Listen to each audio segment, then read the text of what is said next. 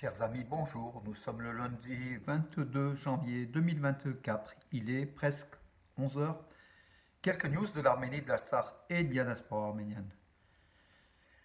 Présentation de médailles commémoratives de Saint-Mestrop Mashtots au Madenataran d'Erevan. Donc la Madenataran d'Erevan, la bibliothèque des manuscrits anciens d'Erevan, qui est le plus ancien centre, le plus grand centre de manuscrits arméniens avec environ 20 000 manuscrits arméniens uniques, voilà, a frappé des monnaies commémoratives, pas des monnaies, des médailles commémoratives, donc il n'y a pas de valeur, donc voilà, en drame, de Saint Mesrop Mashtots. La bibliothèque de Madenataran d'ailleurs a le nom de Sout Mesrop Mashtots, donc Saint Mesrop Mashtots, l'inventeur de l'alphabet arménien en 405. Voilà, donc ces frappes de monnaie, oui, de médailles commémoratives, pardon, à ne pas confondre avec les monnaies frappées par la Banque centrale d'Arménie. Voilà, donc ça a été frappé par le Madenataran. Ça a été présenté le 20 janvier, donc à la salle de la bibliothèque de Madenataran, en présence de personnalités, dont Alan Simonian, le président du Parlement arménien. Donc ces monnaies commémoratives qui ont été frappées et numérotées en 405 exemplaires. 405, c'est l'année de l'invention de l'alphabet arménien par Mesrop Mashtots. Donc c'est, comment dirais-je, ces médailles sont en or, en argent et en bronze. Alors vous qui allez donc à Yerevan en Arménie et qui visitez le Madenataran, j'en suis sûr que beaucoup d'entre vous l'ont visité. Essayez d'avoir, si vous êtes collectionneur, ces médailles-là, c'est important dans le sens où ça pérennise le patrimoine arménien, l'alphabet arménien, puis le Madenataran, et puis ça aide sans doute le Madenataran à financer un certain nombre de projets, parce que c'est en retour, je pense, qu'il y a un gain pour la bibliothèque Madenataran. Milena Enokian. Milena Enokian, ça vous dit rien, bien sûr, c'est une citoyenne d'Arménie. C'est la première femme soldat arménienne, donc volontaire, pour un service militaire de 6 mois. Donc 6 mois de service militaire. C'est pas une engagée en fait, elle fait du service militaire comme les hommes, comme les conscrits, donc voilà, tout simplement. Et c'est la première femme, justement, de l'armée arménienne en libre, en volonté libre. Elle a voulu donc intégrer l'armée arménienne sans engagement en fait, tout simplement, pour défendre sa patrie, l'Arménie. Donc il y aura dans l'armée arménienne, dont l'effectif est quand même, comment dirais-je, va subir dans les années qui viennent, du fait de la baisse de la natalité, va subir des baisses, la présence des femmes serait peut-être un complément pour l'armée arménienne, pour maintenir le niveau, et puis surtout le nombre et puis la compétitivité de l'armée arménienne, c'est une bonne chose. Voilà, bravo à Milena Enokian, première femme arménienne oui, conscrite de l'armée arménienne. Les Azerbaïdjanais, pardon, ont vandalisé, c'est coutume, ont vandalisé les pierres tombales du cimetière arménien d'Aterk en Artsakh occupé. On l'avait déjà signalé, mais ça, c'est une association, donc le Gardman Shirvan Nakhichevan, c'est l'Union pan-arménienne Gardman Shirvan Nakhichevan qui dénonce cet acte de vandalisme qui frappe aujourd'hui pratiquement toutes les villes et villages de l'Artsakh occupés par l'Azerbaïdjan depuis novembre 2020 et septembre 2023. Bravo, bravo donc à tous ceux qui ont mis en place à Gyumri, la deuxième ville d'Arménie, le centre arméno-français de soutien psychologique et social, qui a officiellement ouvert ses portes donc hier, ça a été inauguré, en présence de Krikol Khachaturian, le prélat des Arméniens de France, voilà, le très révérend père Krikol Khachaturian, un ami à nous bien sûr, et puis surtout donc tout ça financé et mis en place par un chirurgien arménien qui est connu. Donc en fait l'association s'appelle Lumière Française, Action médico-sociale France-Arménie, qui a été créée après la guerre de 44 jours en Artsakh par un Arménien de France natif d'Arménie qui s'appelle Levon Khachaturian. Levon Khachaturian, c'est le fondateur, donc le président de l'association Lumière d'Arménie, qui a présenté donc le centre. L'objectif, c'est d'aider la population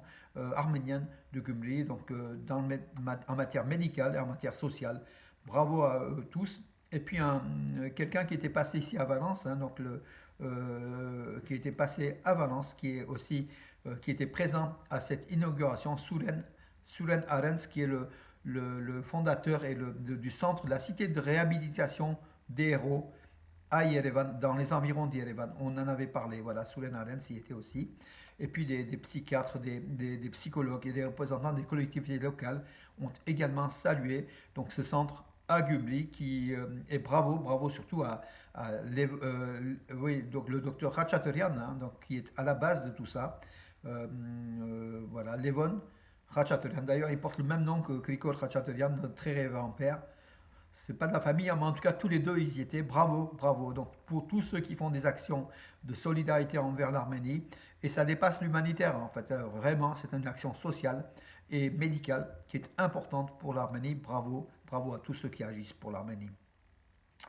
Alors, oui, bien sûr, Bakou, le ministère des Affaires étrangères de l'Azerbaïdjan, a appelé tout le monde, hein, en fait, toutes les organisations internationales, à faire pression sur l'Arménie. Alors, que veut Bakou? Bakou veut que l'Arménie lui donne les cartes des mines qui font chaque jour des victimes en Artsakh, donc aux environs d'Ardam. Il y a eu encore une victime il y a 2 jours. Donc c'est ce que veut. Donc l'Azerbaïdjan veut un peu diaboliser l'Arménie, alors que c'est elle qui est la puissance diabolique, hein, de la région avec le dictateur Aliyev.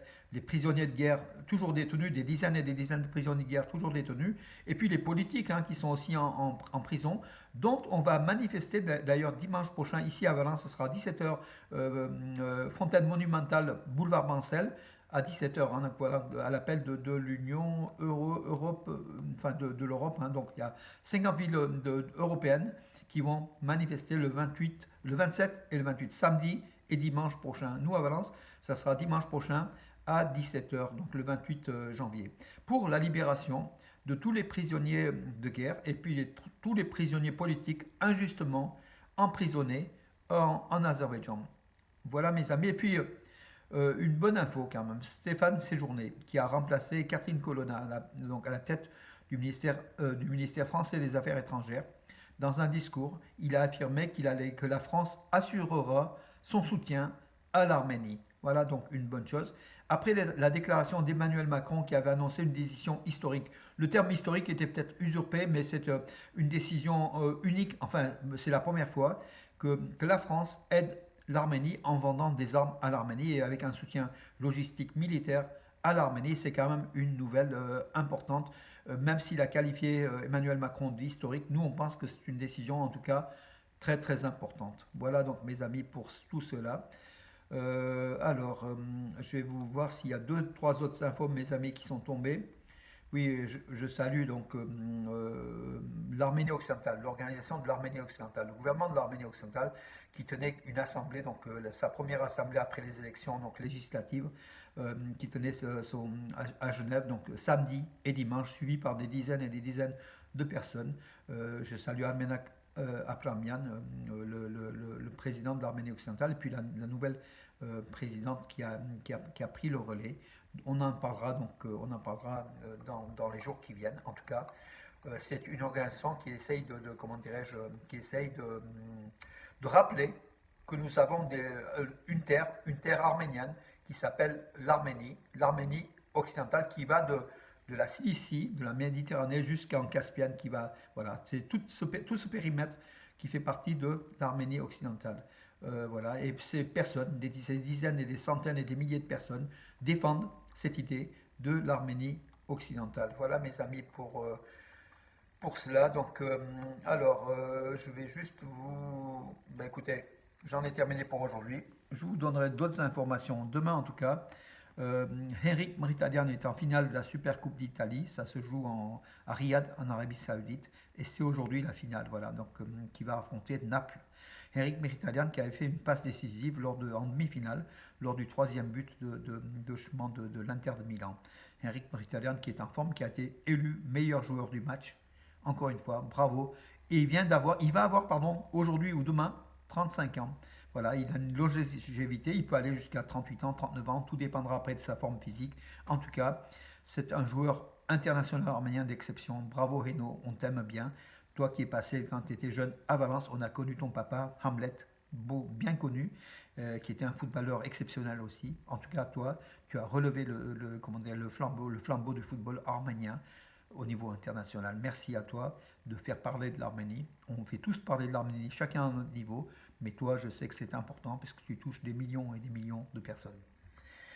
Voilà mes amis pour aujourd'hui. Je vous donne rendez-vous à demain. Bonne journée.